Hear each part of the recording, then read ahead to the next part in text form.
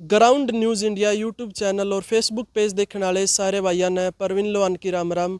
आज आप ही फ़िलहाल मौजूद हाँ संक्राय डिफेंस एकेडमी में और आज बातचीत कराएंगे कैप्टन बलबीर सर से। आजा भाई एक बार एकेडमी तो हम देखने लग रहे हो भाई ऊपर संक्राय डिफेंस एकेडमी, तो आजा भाई एक बार बातचीत कराएंगे सर से।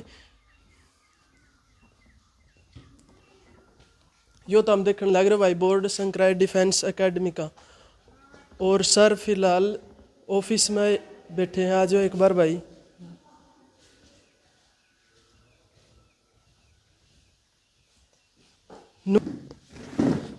सर सबसे पहले आपका स्वागत है हमारे YouTube channel ground news India में। आपका भी हमारे एकेडमी पे बहुत स्वागत है और आपके यूट्यूब चैनल के सभी दर्शकों को मेरा नमस्कार। सर आपका आर्मी में कैप्टन थे और रिटायरमेंट हो अब आप, यस। तो आपका सफ़र कैसा रहा आर्मी में कैप्टन बनने का? बहुत ही अच्छा रहा। बीते दिनों को याद करें तो बड़ा लंबा समय था वो, बट बहुत ही हमारी रुचि का जॉब था वो। और रुचि का जब जॉब होता है तो फिर कोई ना समय की कोई मतलब वो होती है और ना किसी काम की फिर वो कोई चिंता नहीं रहती है। मेरी रुचि का वो मेरी नौकरी थी और मैंने बहुत थोरोली उसको एंजॉय किया नौकरी को। मैं एक सिपाही भर्ती हुआ था, एक एज ए क्राफ्ट्समैन मिस्त्री था मैं वहाँ पे। फिर मुझे सरकार ने 3 साल पौने 3 साल की ट्रेनिंग दी इलेक्ट्रॉनिक्स के मिस्त्री बनाने के लिए। मैकेनिक हो गए हम और वो सफ़र फिर चला।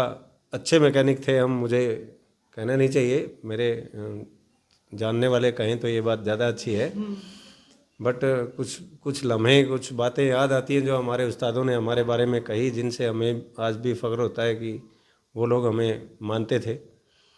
और हम छुट्टी वुट्टी के लिए या इस तरह छोटी छोटी चीज़ों पे नहीं जाते थे। हमारे सेक्शन आईसी जो बोलते थे इंचार्ज के आप तब छुट्टी जाएंगे, हम तभी आते थे। कोई चिंता नहीं थी, ना कोई समय की सीमा थी। शाम तक दोपहर को 3 बजे तक कोई चिंता नहीं थी काम करने की। बहुत ही इंटरेस्ट के साथ हमने काम किया। तो उसमें हमारे टेक्निकल फील्ड में ये होता है कि एक तो प्रमोशन होते हैं जो गवर्नमेंट देती है जब, और एक होता है प्रमोशन को अर्न करना, उसको कमा लेना। तो उसके लिए पढ़ाई वढ़ाई करनी पड़ती है।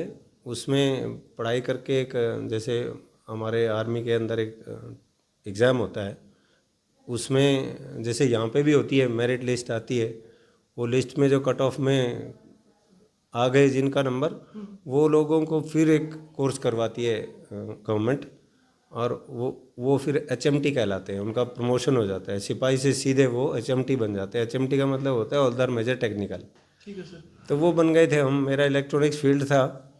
और फिर जब अच्छे मार्क्स आ गए हमारे डिप्लोमा में, जो लोग अच्छे मार्क्स पा लेते थे उनको वहाँ टीचर भी रख लेते थे, तो हम उनमें से एक थे। तो हमारा military college of electronics and mechanical engineering है हैदराबाद सिकंदराबाद में। ठीक है सर। वहाँ फिर हमको इंस्ट्रक्टर लगा दिया। तो हमने वहाँ पे इलेक्ट्रॉनिक्स पढ़ाई। बड़ा आनंद का समय था वो भी। जब ओपी पराक्रम चला तो हमने 14 पीरियड भी पढ़ाए, और वहाँ बैठने बैठने की व्यवस्था नहीं रहती, खड़े ही रहते थे हम पूरे दिन। बहुत एनर्जेटिक थे मतलब अपनी उम्र में उस समय। और फिर एचएमटी के बाद प्रमोशंस आसान हो जाते हैं, नायब सूबेदार, सूबेदार। फिर गवर्नमेंट ये देखती है कि किन लोगों ने कहाँ कहाँ पे मतलब पोस्टिंग्स काटी, किन लोगों ने कहाँ कहाँ सर्विस किया, कितनी तकलीफ़ें उठाई। वो हार्ड एरिया थे, वो टेररिस्ट के एरिया थे, या मतलब पहाड़ों में दुर्गम जगहों पे बर्फ़ के इलाके में। तो जैसे हमने शुरू किया था श्रीलंका से ही, हम पहली यूनिट मेरी ये मानो कि श्रीलंका ही थी। हम श्रीलंका गए थे शुरू में ही, राजीव गांधी जी ने भेजी थी पीस कीपिंग फोर्स, IPKF बोलते थे उसको। और डेडलीस्ट वो जो उग्रवादी थे वहाँ, वो उस समय के वर्ल्ड के माने हुए उग्रवादी थे। तो उनके साथ वहाँ पे काफ़ी संघर्ष हमारी सेना का हुआ। पौने 2 साल के करीब हम वहाँ रहे। फिर वहाँ से आए, अब कभी मतलब मिज़ोरम में गए, वहाँ से आके फिर 2 बार जम्मू कश्मीर में रहे, झांसी में एक बार रहे हम, और कॉलेज में पढ़ाया, डीआरडीओ में साइंटिस्टों के साथ भी हम रहे, वो भी बहुत ही मेमोरेबल टाइम था। डीआरडीओ में हैदराबाद रहे, साइंटिस्ट के साथ प्रोजेक्ट होते हैं जो डिफेंस के, काफ़ी मतलब विषयों से भरा हुआ हमारा करियर रहा। और जहाँ रहे हमने तारीफ़ें पाई, और एड़ी चोटी पे बोलते हैं ना, एकदम निष्ठा के साथ, बढ़िया लगन के साथ नौकरी करी, खूब आनंद किया हमने भी, और हम जिनके साथ रहते थे उन्होंने भी। सर जिस टाइम आप भर्ती हुए थे उस टाइम आपकी उम्र कितनी थी? मैं 20वें साल में था तब, 19 साल का था मानो, 19 साढ़े 19 साल का। और 50 साल में हम रिटायर हो गए, 30 साल नौकरी करी। तो ये था कि जब मैं सूबेदार का पद मुझे मिला, तो मजाक की बात है, लोग पूछते थे कि आपका प्रमोशन कब आएगा, सूबेदार मेजर कब बनोगे। तो मैं कहता था कि यार थोड़ा और अच्छी दुआ दे सकते हैं आप पूछ सकते हैं कि मेरी ऑनरी कब आएगी। और हुआ भी वही, मुझे ऑनरी रैंक मिला। ऑनर करती है सरकार, मतलब जिन लोगों ने ज़्यादा हार्ड फील्ड काटे, मतलब मैंने जैसे बताया आपको, उसकी प्रोफाइल चेक करती है पूरी सर्विस में वो कहाँ कहाँ रहे। तो उसमें जो लोग, उनके मार्क्स होते हैं सबके, उसमें जो लोग टॉप करते हैं उनको फिर ऑनर देती है, राष्ट्रपति ऑनर देते हैं। ऑनर में रैंक मिलता है, उसको ऑनरेरी रैंक बोलते हैं, ऑनरेरी लेफ्टिनेंट, ऑनरेरी कैप्टन, वो मुझे मिले, राष्ट्रपति ने हमको दिए, और आज इसलिए मुझे लोग कैप्टन के नाम से जानते हैं। तो आपने लगभग 30 साल देश की सेवा करी सर? हाँ, पूरे 30 साल, और कहें तो 10 दिन। सर ऐसी कोई खतरनाक जगह जहाँ पे आपकी पोस्टिंग रही है? देखिए, मैं लड़ाका सेना में नहीं था, जो फाइटिंग फोर्स बोलते हैं ना, उसमें नहीं था। मैं नॉन फाइटिंग फोर्स में था, उसको नॉन फाइटिंग फोर्स बोलते हैं। हमारी जो जो mechanical, electrical and mechanical engineering corpse होती है, वो ईएमई, अभी उसको electronics and mechanical engineering corpse बोलते हैं, पहले इलेक्ट्रिकल बोलते थे। वो एक नॉन फाइटिंग फोर्स है। और ये ज़रूर है कि सबसे पहले जो वहाँ पे इंसान होता है वो सैनिक होता है, और उसकी जो ट्रेनिंग है वो भी सबसे पहले सेना की ही ट्रेनिंग होती है, उसको बेसिक ट्रेनिंग बोलते हैं। सबसे पहले सैनिक है, उसके बाद कुछ और है, मैकेनिक है तो उसके बाद है कुछ। तो उसमें भी हमारी बहुत रुचि रही।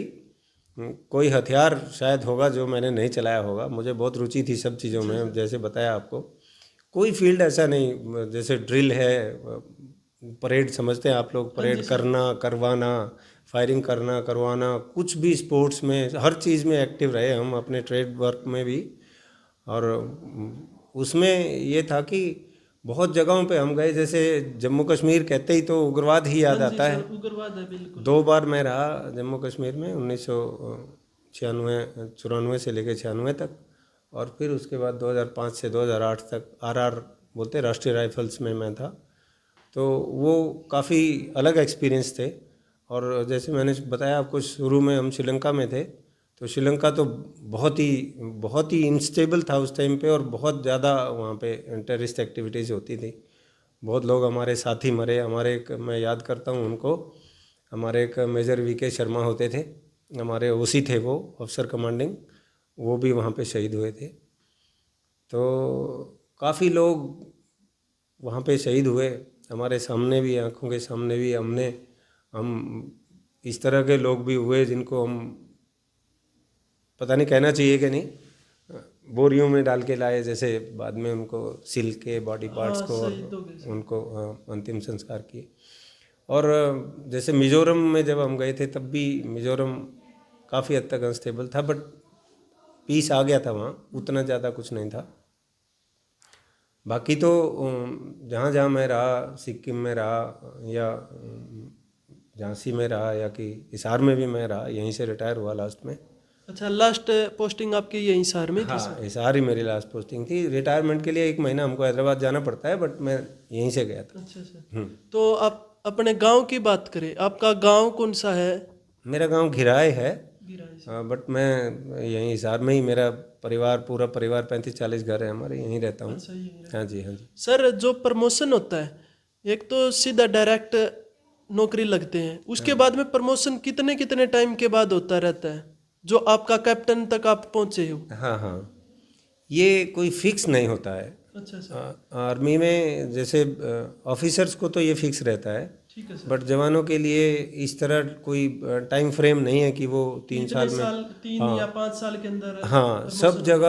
जगह आर्मी में कई सारे डिपार्टमेंट्स हैं। कोई मान लो राशन का सप्लाई करता है, कोई कोई डिपार्टमेंट एम्यूनिशन को, हथियारों को देखता है, कोई डिपार्टमेंट तोप चलाता है, कोई रेजिमेंट, कोई मतलब इन्फेंट्री होती है, कोई लाइट इन्फेंट्री होती है, कोई आर्मर्ड होती हैं, अलग अलग, मतलब वहाँ पे सब तरह के डिपार्टमेंट्स हैं। तो उनमें अलग अलग टाइम फ्रेम है, वो कोई पक्का वो नहीं है कि इतने दिन में ये प्रमोशन मिल ही जाएगा।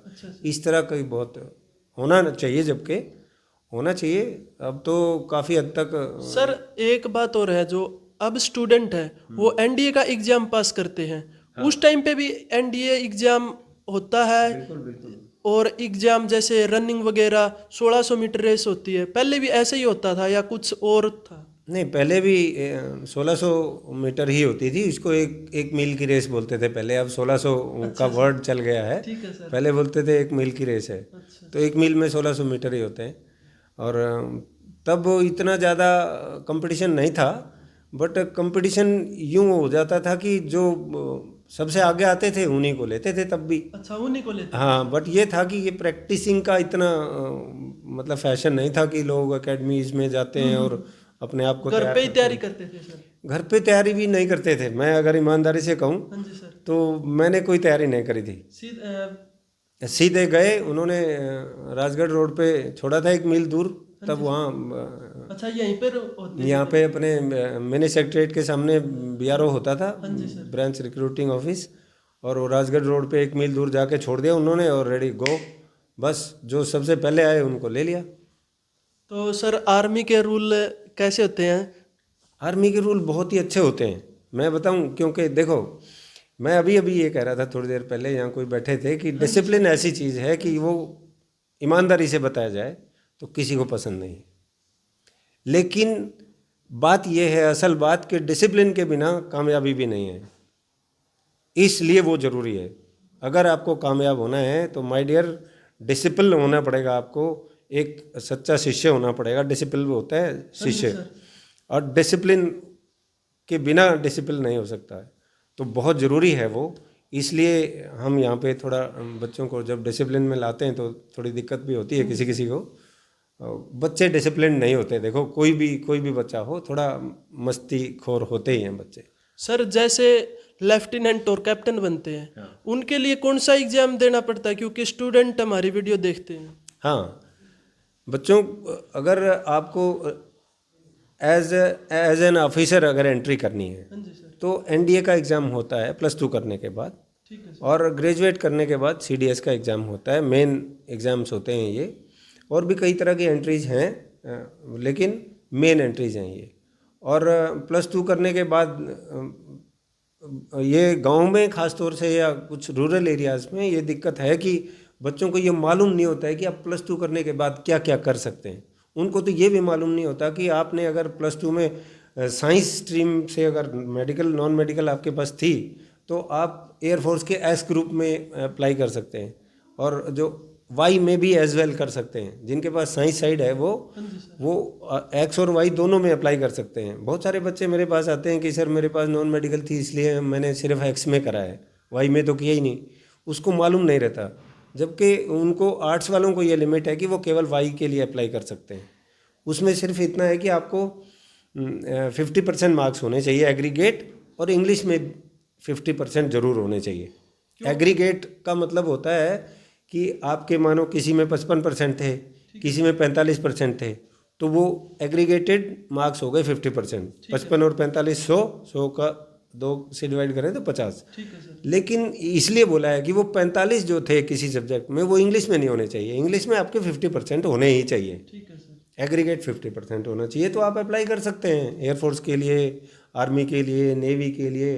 और अब जैसे ये पैरामिलिट्री फोर्सेज हैं, इनमें ज़्यादा रुचि ले रहे हैं बच्चे उनसे भी, क्योंकि इनमें पूरा 58 साल तक 60 साल तक नौकरी है। ये जो कुछ बच्चे हैं जो मतलब अग्निवीर में थोड़ा कम रुचि ले रहे हैं।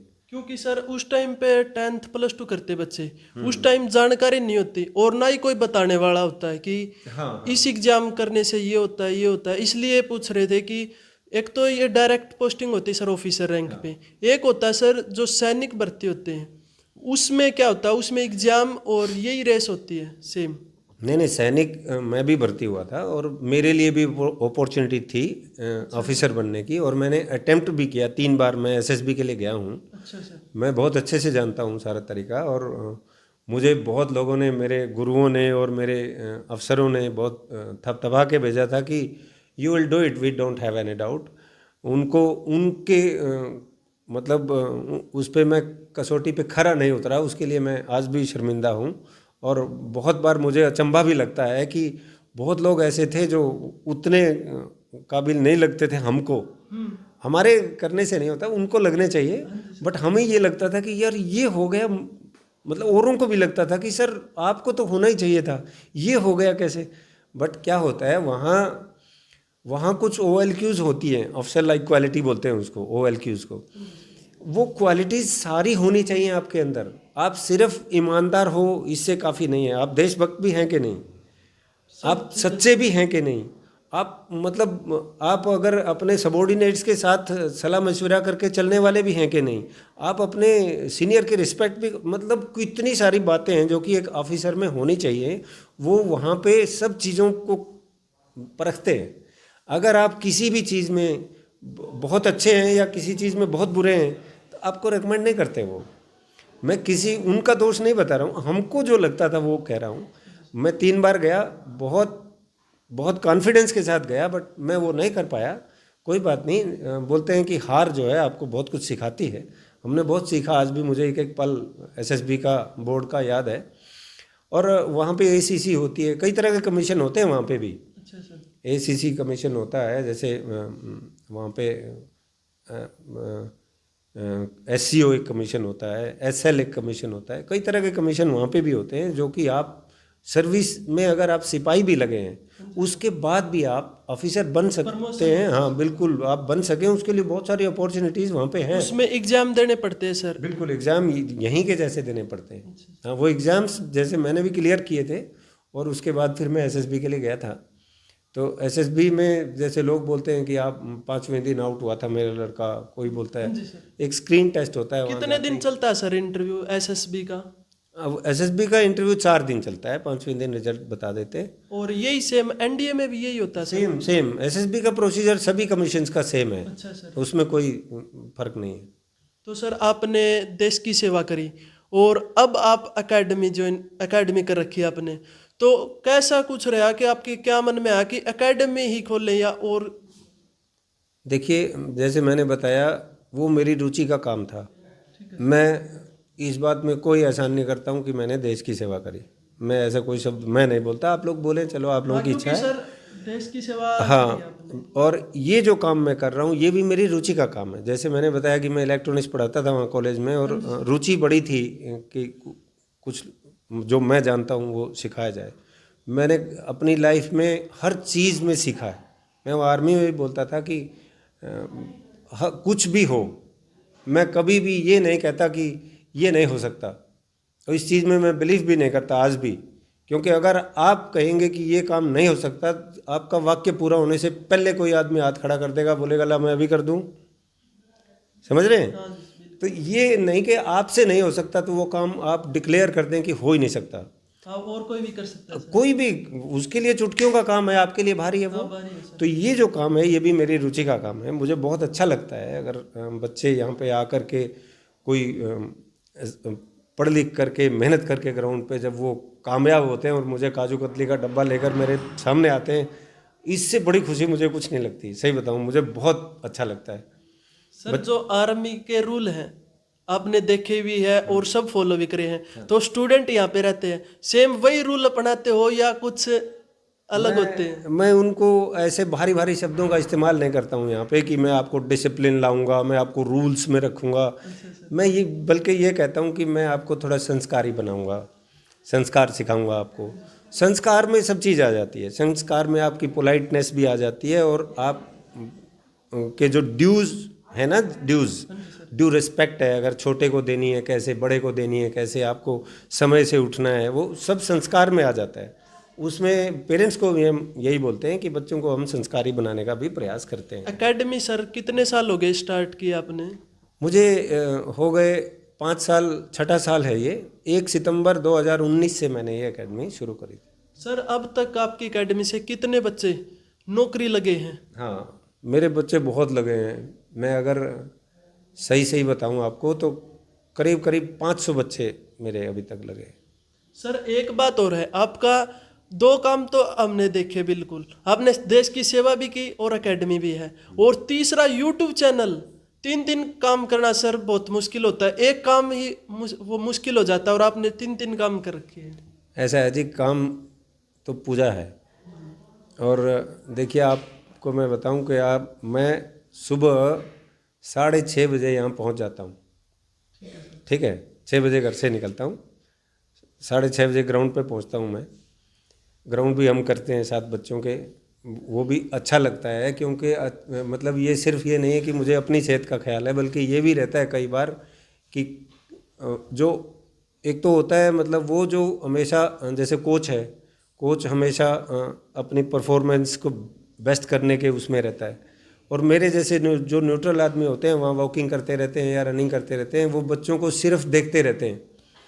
और मैं जब देखता हूँ बच्चों को, अगर उनके अंदर मुझे कोई भी चीज़ ऐसी दिखती है कि इसमें इम्प्रूवमेंट होना चाहिए, तो मैं उस बच्चे को अलग बुला करके समझाता हूँ, थोड़ा सा टॉनिक देता हूँ, उसको थोड़ी गाइडलाइन देता हूँ और वो बच्चा इम्प्रूव कर लेता है। मैं ख़ास तौर से इसलिए ग्राउंड पे आता हूँ। और शाम को 6:30 बजे करीब, मैं अभी सर्दियों में यहाँ से चलता हूँ, गर्मियों में ये टाइम 8 भी हो जाते हैं, दिनों के हिसाब से चलते हैं हम, मतलब सूर्य के हिसाब से। तो शाम को हम 6:30 बजे जाते हैं। मेरा घर से 13 घंटे की ड्यूटी मैं रोज़ यहाँ पे करता हूँ। और ये तीसरा काम, दूसरा काम, इतने काम नहीं गिनते हम। जैसे मैंने आपको बताया, जो रुचि का काम होता है वो भारी नहीं लगता, इसको एंजॉय करते हैं हम थरोली। ये जो ऊपर दिखा दे भाई एक बार, जो यूट्यूब चैनल, ये जो यूट्यूब चैनल है हमारा, इसको बलवान जी संभालते हैं और बड़ा अच्छे से संभाल रहे हैं वो। जब हमने शुरू किया था तो 0 से शुरू किया था, आप समझ रहे हैं, और हमने इसमें कुछ भी आर्टिफिशियल नहीं किया। बहुत सारे लोग देखते हैं कि मैं इसकी मदद ले लूँ, मैं उसकी मदद ले लूँ।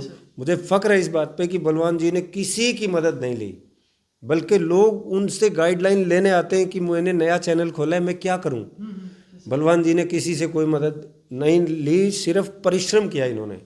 परिश्रम किया मतलब ये कंसिस्टेंटली, रेगुलरली, बिल्कुल एकदम अपनी जो चैनल के साथ जो होना चाहिए उसकी फीडिंग, इतने बजे वीडियो, इतनी वीडियोस, शॉर्ट्स, जो भी है ना काम की बातें, वो हमेशा टाइम टू टाइम लोगों को परोसते रहे। और लोगों को हैबिट हो गई कि इतने बजे मेरे चैनल पे ये कोच सर की वीडियो आने वाली है, मैं देखूंगा। तुरंत वो जुड़े रहते हैं टाइम टू टाइम, और उनको जब खुराक मिलती रहती है तो बहुत सारे लोग नए देखने वाले हमसे जुड़ते जाते हैं। आज 2,01,000 को क्रॉस कर चुके हैं हम। हाँ, कल देखा था सर मैंने भी, 2 लाख कंप्लीट हुए। इसके लिए आपको बहुत बहुत बधाई, और एकेडमी को भी बधाई। बहुत धन्यवाद आपका भी, और हमसे जुड़े हुए दर्शकों का भी बहुत धन्यवाद है। हम तहे दिल से शुक्रिया करते हैं, और अगर उम्मीद करते हैं कि वो हमें फीडबैक भी दिया करें। ख़ासतौर से कुछ भी हम उनको जानकारियाँ दे रहे हैं, उनमें उनको क्या अच्छा लगा, क्या नहीं अच्छा लगा, या कुछ और क्या चाहिए उनको, किस तरह की जानकारियाँ, अगर वो डिमांड करेंगे तो हम हर चीज़ उनको उपलब्ध करवाने का प्रयास करेंगे। सर टीए की भर्ती है 6 तारीख को दिल्ली में, तो स्टूडेंटों के लिए आप क्या कुछ कहना चाहेंगे कि अपना परफॉर्मेंस कैसी देनी है वहाँ पे भर्ती में? अब देखिए 6 तारीख तो दूर नहीं है, 6 तारीख तो आ ही गई मानो। उन बच्चों ने जो तैयारी करनी थी ऑलमोस्ट कर चुके वो। मैं ये कहूँगा कि एक तो वो टेंशन में नहीं आए। देखिए उन्होंने जो टीए में जा रहे हैं, उन्होंने पहले भी ज़रूर कोई ना कोई भर्तियाँ देखी होंगी, एक या एक से ज़्यादा भर्तियाँ वो ज़्यादातर बच्चे देख चुके होंगे। टेंशन में उनको भी मालूम है कि किस तरह का बिहेवियर होना चाहिए, बट एक एग्ज़ाम फियर होता है। जब आपको कोई भी कसौटी पे रखा जाता है तो थोड़ी टेंशन स्वाभाविक होती है, बट उसको ओढ़े नहीं ज़्यादा कि वो मतलब आप सिर्फ उसी में जी रहे हैं। थोड़ा फ्री माइंड होके जाएं वहाँ पे, और जिस तरह से आपने ग्राउंड पे प्रैक्टिस करी है, हाँ जी सर। जो अभ्यास आपने किया है, उसी को वहाँ दोहराना है बस, ठीक है। उतना ही दोहराना है। आप ये नहीं सोचें कि मैं वहाँ पे अगर मान लो 5-10 का टाइम देता था तो आज तो मैं 4:45 का दे दूंगा। अगर ये आपने सोचा तो फिर आप 5:15 का भी नहीं दे पाएंगे, बढ़ जाएगा आपका टाइम। तो जो जो जिस तरीके से आपने तैयारी करी है उसी तरीके की परफॉर्मेंस को वहाँ दोहराइए। ये ज़रूर है कि आप उसमें 5 सेकंड का की बेहतरी के लिए प्रयास करें, 10 सेकंड के लिए करें, इससे ज़्यादा नहीं। सर लास्ट क्वेश्चन है, स्टूडेंट लाइफ है या कोई आर्मी की तैयारी करता है, कोई भी स्टूडेंट लगाओ चाहे, उसको क्या कुछ संदेश देना चाहोगे आप? आपने आर्मी में भी सेवा की है, एकेडमी भी चला रहे हो और यूट्यूब चैनल भी है इस बारे में। देखिए, जैसे मैंने आपको बताया, ये जो काम है, ये जो नौकरी है, हाँ जी सर। इसका ये बिल्कुल ही अलग तरह की लाइफ है। और कुछ अलग लोग होते हैं जो इसी के लिए जीते हैं और इसके लिए मरते हैं। बहुत कुछ बच्चे होते हैं जिनको केवल उस हरी वर्दी से मतलब होता है, उनको और कुछ आप समझाओ कि यार फलां जॉब है, ढिकान जॉब है, उनको रुचि नहीं होती। हाँ ये तो हमने भी देखा है सर, जो आर्मी की तैयारी करते हैं ना बच्चे, हाँ, हाँ। वो पुलिस में भी नहीं जाना चाहते, वो बस आर्मी की है तो आर्मी में ही जाना। बस यही मैं कह रहा हूँ, उनके लिए तो कोई गाइडलाइन की जरूरत ही नहीं है, वो तो आर्मी में लग के रहेंगे, उनको जिनको इतनी रुचि है।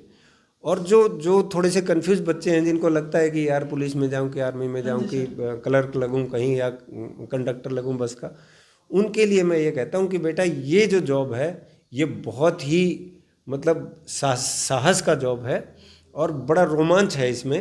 इसमें आपको बहुत तरीके की लाइफ जीने का मौका मिलता है। मैं कहता हूँ जो लोग बोलते हैं ना कि आर्मी वालों के लिए कुछ बोलते हैं, उनके दिमाग के लिए या कुछ, वो लोग भोले हैं, उनको जान उनका पता है दिमाग इतना विस्तृत नहीं है कि वो जान पाए। उनको इनकी बातें समझ नहीं आती या अपने से थोड़े अलग लगते हैं, इसलिए कुछ भी बोल लेते हैं। और हम लोग इतने बड़े दिल के होते हैं, मैं कहता हूँ कि सब बर्दाश्त कर लेते हैं, विरोध नहीं करते कोई बात का। मैं ये कहूँ आपको कि इतना वर्सेटाइल लाइफ है ये, पूरे भारत को जो आदमी अपना समझने लगता है वो छोटी बात नहीं है। आप तो केवल अपने गांव को, अपने घर वालों को एक जैसा नहीं आंकते लोग, और भारत को अपना समझना कोई छोटा विचार नहीं है। हाँ बहुत बड़ा, और बहुत बड़ा विचार बड़े काम करने से, बड़े विचार के लोगों के साथ रहने से ही आता है। तो ये बहुत बड़ा काम है। इसमें अगर कोई भी जाना चाहता है तो तैयारी के लिए हम लोग यहाँ पे हैं। आप लोग विश्वास करके आ सकते हैं हमारे पास, और हमें ये बहुत अच्छा लगता है ये काम। आप भी यहाँ एंजॉय करते करते किस दिन वर्दी पहन करके किस दिन मेरे पास काजू कतली लेके आ जाएंगे, आपको पता भी नहीं चलेगा, अगर आपका थोड़ा भी इंटरेस्ट है तो। के बारे में हाँ जी बिल्कुल। देखिए, संघर्ष ही है लाइफ पूरी, और संघर्ष आदमी को छोड़ना नहीं चाहिए। वहाँ जो लाइफ थी वो उस समय जब हम जी रहे थे वो एक संघर्ष था। एक एक पल श्रीलंका के, JNK के, बहुत जगहों के, जम्मू कश्मीर के, मिजोरम के, जाने सिक्किम के, चाइना बॉर्डर के, एक एक पल हमको जब आपसे बात कर रहा हूँ तो वो फ्लैश हो रहे हैं जैसे। और वो संघर्ष ही था, उस समय लगता था, लेकिन आज जब बताते हैं तो वो दिन बड़े सुहावने लगते हैं, याद आते हैं और मिस करते हैं उन दिनों को। कभी कभी तो हम किसी पुराने आदमी से बात करते हैं तो लगता है कि चलें यार एक दिन उधर थोड़ा घूम के आएँ, उतना अच्छा लगता है। और ये जो कर रहे हैं ये बहुत एंजॉय कर रहे हैं इसको भी हम, और अच्छी सक्सेस है हमारी, और बड़ा अच्छा लगता है जब बच्चे सक्सेसफुल होकर यहाँ से एक परिवार बस जाता है, कोई गरीब आदमी का उत्थान हो जाता है, बड़ा अच्छा लगता है। सर एक लास्ट क्वेश्चन है कि परिवार नौकरी लग जाता है कोई, तो वो घर पे कुछ भी नहीं बताता आर्मी के बारे में, ऐसा है सर? कि जैसे नौकरी कर रहे हैं कहीं पे भी, पोस्टिंग है जैसे जम्मू कश्मीर में हो या कोई ऐसी जगह हो जहाँ खतरा हो, और घर वालों से यही बोलते कि हम अच्छे हैं, कोई प्रॉब्लम नहीं है, घर पे सारी बातें नहीं बताते आर्मी वाले। ये भी बड़े दिल की बात है, ऐसा नहीं कि उनको बताने से कोई रोकता है, ये भी बड़े दिल की बात है। वो ये बात समझते हैं कि जो परेशानी मेरी है वो मैं मेरे साथ ही रखूं। अगर ये परेशानी घर वालों को बताऊंगा तो वो बेचारे टेंशन में आएंगे, वो मेरी चिंता ज़्यादा करेंगे। उनके चिंता कर देने से मेरी परेशानी कम नहीं होगी, और वो भी परेशान हो जाएंगे। मैं तो जिस परेशानी में हूँ ही, उनको परेशान नहीं करता। ये भी उसके बड़े दिल की, बड़ी सोच की बात है, इसलिए नहीं बताते वो। ठीक है sir, thank you. Balbir sir थे और इनने बातचीत करी इंटरव्यू में जितनी भी सक्सेस स्टोरी जो आर्मी में नौकरी करी, एकेडमी है और यूट्यूब चैनल है, सभी स्टोरी के बारे में बताया। तो जितने भी भाई अपना ground news India YouTube channel और फेसबुक पेज तक जुड़ रहे हैं, सारे भाई वीडियो ने शेयर जरूर करियो, क्योंकि खास बात है स्टूडेंटा खातर कि तैयारी किस डाल करनी चाहिए और डिसिप्लिन में रहना चाहिए जब वे आर्मी में ज्वाइन हो उसको भाई। तो सर का बहुत बहुत धन्यवाद सर आपका। सबके लिए थैंक यू।